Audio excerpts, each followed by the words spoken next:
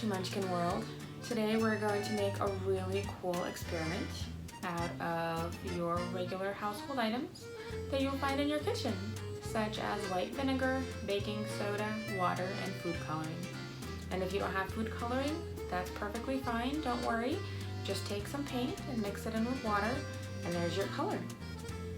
We are going to make a really cool fizzy and bubbly rainbow today, and your kiddos are going to have so much fun playing with it, just like our Munchkin did.